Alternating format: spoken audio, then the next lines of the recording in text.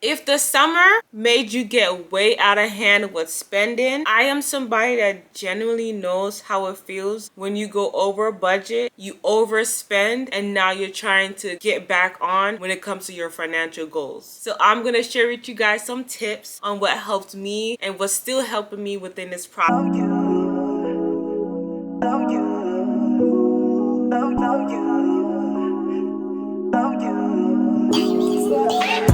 Welcome to Niece's World. This is Shanice, and if you're new to my channel, do not forget to hit the follow button. And if you're returning, thank you so much for returning. I am somebody that was in 20K worth of credit card debt, and I'm no longer in that 20K worth of credit card debt. So I feel like I have a little bit of knowledge on how to help those in their financial situations. So let's welcome class.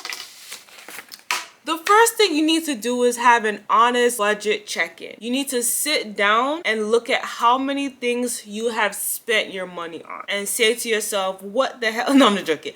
Look at how many things you spent your money on and really get down to nitty-gritty and try to find ways that you could eliminate recurring subscriptions that you no longer or don't even use. Number two, yes, I overspent on this, but this is how I'm gonna get back on my grind. And number three, prepare myself for the future. I know for me, I spend a lot of stuff on beauty, and I'm not talking about like makeup, stuff like that. I mean hair products, making sure that I'm well equipped when it comes to my hair. I'm trying to learn how to do my own hair again, so I've spent a lot of money on doing that. I spent a lot of money on business stuff that I need for my business to help my brand grow. So I know I spent money on those stuff. That's something that I had to tell myself. I need to take a step back and I need to regroup and figure out, okay, I spent a lot of money on this. How am I going to improve on this? You know what I mean? So I had to really take a step back and be honest with my budget. Now, since I realized that I spent a lot of money, you know what I did?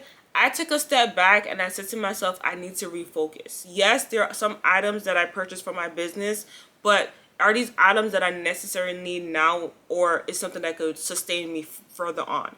And many of the stuff that I purchased for my business, they could definitely well sustain me, so I know I don't have to make those purchases again until probably the next few months from now. Number two, when it comes to my hair stuff, I believe I have all my hair products that I need, that I don't need to add on those extra stuff. So I know that I'm not adding on any extra charge, which is making me feel a little bit better, and I'm like a little bit debriefed, like, okay, I'm good now. After, when you sit down and do your entire budget check-in, this is when you need to start grouping all your categories. And what I mean by grouping your categories, this is up to your discretion, but what I do is I have my bank account with my paycheck, but before my paycheck even hits my account, I make sure that my paycheck goes to 4 of my different high yield savings account. Because your girl likes to save. I like to save for emergency, for travel, for other future too, stuff that I way in the future. But those are stuff that I plan for, and I make sure I set aside money for and to have. And if I need to increase it, I can. If I decrease it, I don't buy a lot of makeup right now, so I don't need to spend a lot of money on makeup. When it comes to hair products, I believe I'm good off hair products. My main thing is focus on paying other debt. But if I was in a situation like you, that you do buy beauty products, hair products, etc., what I would definitely say is that if you create your high yield savings account and literally put $5, $5, $5, $5, I feel like every month that interest is going to add on, and you have a little bit more interest that's added on to what you already have in your high yield savings account. That would definitely help you with your beauty products. Because me, I won't lie, I still want the NARS foundation and the Too Faced foundation, but that's something that I'm working my way on achieving. It's not something that I necessarily need now, because the makeup products that I have now are sufficing. And that's one thing I had to do. I had to make sure that if I need something now, I'll purchase it. But if I don't need it now, I'm not purchasing it.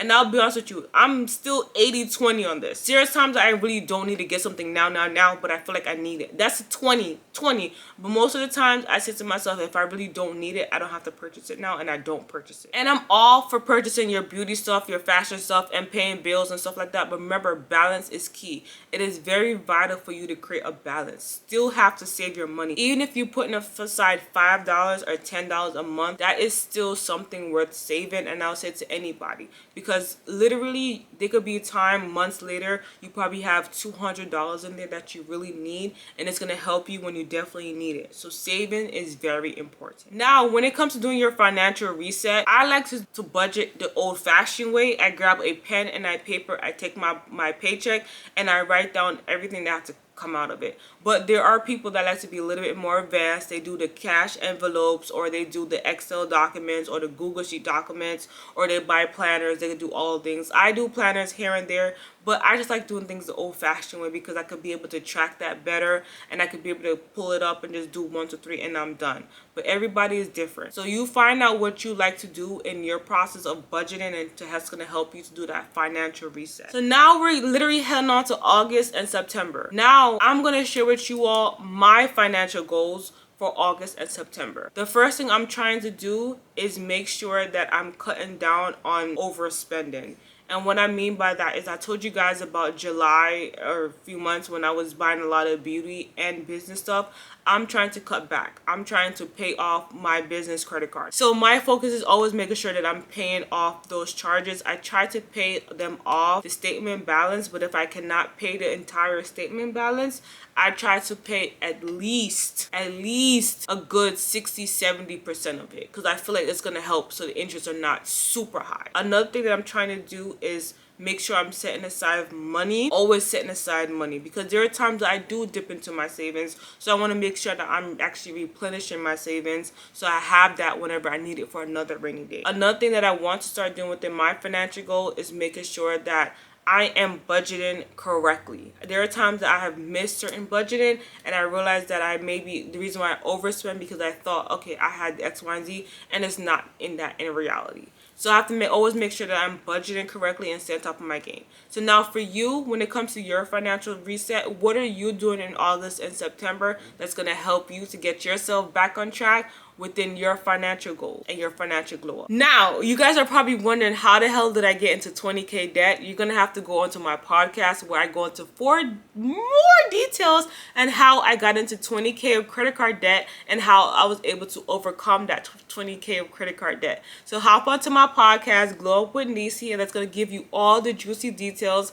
I even have one of the guests, which is one of my best friends, that she's on it. So I even talked to her and she was shocked because I've never shared this with anybody. So stay tuned for that. But what is one goal that you're going to do this fall that's going to help you to prepare yourself in your glow up journey process and your entire financial reset? Thank you so much for watching this video. I hope that you rate, share, like, subscribe, you tell a friend, all that good stuff. Stay bougie and stay blessed. Bye.